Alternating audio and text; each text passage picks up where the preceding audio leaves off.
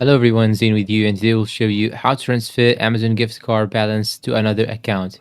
Now first you need to know that there are no direct method to do so, but we are going to do a small trick in order to do so and transfer the balance to another account. So first thing that you should do is to simply open your Amazon account. Then here you want to go to the section which is said or called customer service.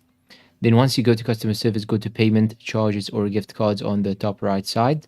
Then after that, you should select problem with a gift card. Then you should go and click on apply to wrong account. Then you should go and click on I need more help.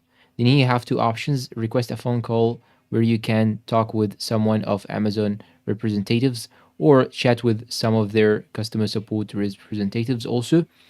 So you have here two options. After that, you can talk with someone, a human agent, and tell him exactly what's your problem, and most probably they will actually solve your problem and transfer your funds or transfer your balance to another account that you will provide them with.